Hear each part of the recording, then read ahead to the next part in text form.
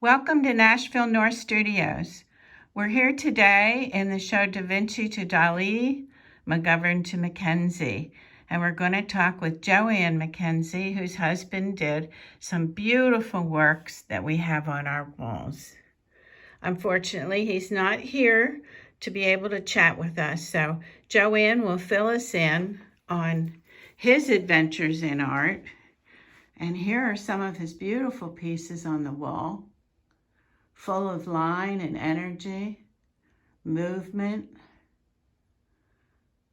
And they go beautifully with the other gentleman who's in this room, Jack Denby McGovern, because he also, hi Joanne, Hi, everyone. focuses on line and movement with his dancers.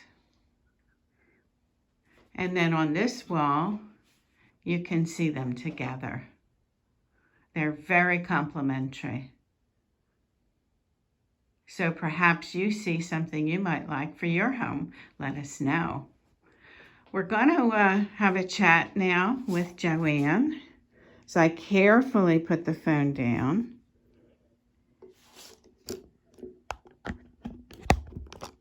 Are you still with me, Joanne? I'm here. Okay. And there we have you in the screen. Perfect. Okay. So, this is Joanne McKensie, Hi, everyone. and she is William McKensie's wife. And she's here to tell us a little bit about William's journey. I call him William. Do you call him William or Bill? Bill. Bill. Although he signs his paintings WSM William S. McKenzie. Mm-hmm. And you're going to tell us a little bit about where he came from, his life, a little bit of his journey through art, and how we got so lucky to have his work on our walls. And he's become very popular, with one lady coming in and actually buying 5 paintings at once. Right. I mean, I think that's bragging rights. Yes. I'd Yeah. love to meet her. Yes. So Bill was born in Dallas, Pennsylvania in 1947, and he was one of 4 kids. And his parents moved him when he was in junior high, which was to a big city in Kansas City, which is very traumatic for him. So artwork ran in his family. His grandfather was Richard Stephen Purdon, and he was one of the artists for the Saturday Evening Post. And although he died young, so Bill never got to meet him, his mother also, it was her father, also painted. And Bill sketched and drew from the time that he was a young boy and all his life. It was an outlet for him, and he loved art, any type of art. So he was comfortable in his own world with his art, and when he moved into the larger city, he probably took refuge in his art. Yeah, it was a difficult move for him, and then he moved back. His parents moved back, and he moved back To the same city, to Dallas? No, to South Jersey. That's how he got here. Oh, okay. So basically, Bill had a pretty tough life. His sister was killed in a car accident with her husband, and that was on Christmas Eve. It was very traumatic. She was the only girl, and then one of his brothers also passed away from AIDS, and they were very close, and he was a lot like had a really good sense of humor, like Bill. Bill was very charming and funny, and people loved him. People just liked to be around him. He could always make you laugh, and he just was a character. That's everybody that knew him would describe him as a character. A very handsome man. Love of your life. Yes. Yeah. Yes. That's wonderful. Yeah, we were definitely soulmates. But we had some tough years, and all of his passion. He was a very passionate man. If he loved you, and you knew it. And he was a very loyal, and I'm the same way. So I love that trait, and so is our daughter. We have one daughter, Stephanie, who's about to give birth, and Bill also had a son before we were married, Bill Jr., who's also very artistic with music. He can play the guitar unbelievably, and So he should come in sometime. he should. Is he nearby? He is nearby. Well, good. And our daughter is also artistic, and she loves to write, and she also is they're both very funny. They got his humor. But as I said, he lost 2 siblings, and it was a very difficult time. He also, I guess, was a very sensitive guy and very smart, but he picked up alcohol at too young of an age, and he struggled with alcohol and substance abuse. And all of this trauma that he went through is reflected in his artwork.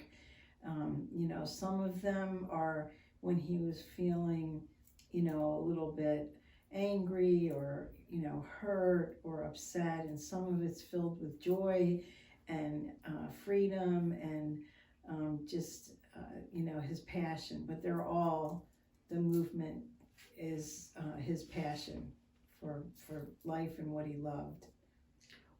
Where did he show his work other than here? So he actually had an art gallery in Mays Landing called the Gallery 4.5. It was the address was actually 4.5 Main Street in Mays Landing. And he had the gallery for a few years. He had some artwork there, but he wasn't doing the artwork like he did the last 10 years of his life. In addition, my uncle, Floyd Norman, was a really great artist. He's also passed, and he's from upstate New York in the Finger Lakes. And Bill had some paintings in his gallery, which is no longer there. He had some paintings in the Show Place in New York City in Manhattan. He had some in Millville, and now, of course, in Nashville North, which is the prettiest gallery of all. Well, we think so, don't we? It is beautiful. Well, we're so happy to have him Yes. and his work here, and you, and part of our family of artists. Yes, It's So a nice. warm, fuzzy feeling. it is. Yeah, and with his work, some people have come in and said the word or the name Jackson Pollock. Yes. His work has been compared to Jackson Pollock. As a matter of fact, there's a movie, I think it's called Jackson Pollock, and we saw that after Bill had done a lot of his paintings, and I said, oh my gosh, they look like his work. And we did have some paintings in some restaurants in Ventnor, and people were saying they look like Jackson Pollock.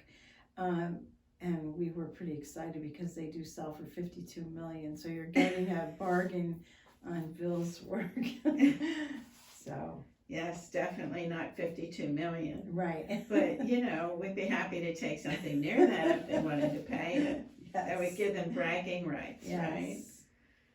So, when did Bill do most of his work? You said that... So Bill we worked at the original Golden Nugget together, and then in 1980, and he worked in the casino a while. Then he tried to do his own gallery, and when that closed and we had our daughter, he started working for Cumberland County Office of Employment and Training, and he trained students for the casinos and placed hundreds of people in the casinos for many years. And then probably like 15 years, and then he did, again, later he struggled with alcohol, and then he became ill. He did real estate for a few years and, was good at that, but then he became ill. So about 10 years before he died, he really started painting a lot, and that's when he did his great work. Mm-hmm. And we're very lucky to, and you have more than we have here. Yes, I have. And we have quite a bit of his work here. Yes, so Yes. we keep to change them here Mhm. so people can see the different types of work they do. So if people come in today to see this beautiful show, and then they come in again in 2 months, they'll see different work. Right. So it's always ever changing, and you make sure that it's beautifully framed, and that's no small task. So we've talked about Jackson Pollock, and there were some other artists that influenced him as well. Some of them also led quite interesting lives and had challenges during their lifetime. Right, he loved Van Gogh, and he loved Picasso, Monet, Renoir. He loved all of them. Mhm. And he, it's funny, if Bill picked out his favorite painting, it was always the most bizarre one. So Yes. to me, to Yes. somebody, but he did train me. I'm not artistic at all, but I absolutely love his work. I get lost. I could stare at it for forever. Mm-hmm. Well, it is lovely, and we're very grateful to have it here and have you today to tell us about his life. Thank you. And we want to invite people to come and see it. And if you would like to meet Joanne, we could arrange for that here in the gallery. Yes. You could meet her in person, and she could talk to you about William's work. So just let us know when that's good for you. Mhm. And we're going to post this on YouTube. We just did post Jack McGovern's chat, and now we're going to put this one up. And then next month we're going to speak with Penny Beck, because she will have the solo room for Protect Mother Earth, celebration of Earth Day on April 22nd. So visit us at Nashville North Studios in Linwood, New Jersey.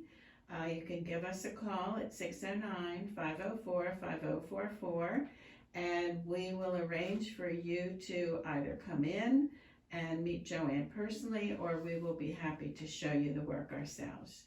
So thank you so much, Joanne. Thank you. And we'll look forward to our next time with you. And take good care. Bye-bye, everybody. Thank you.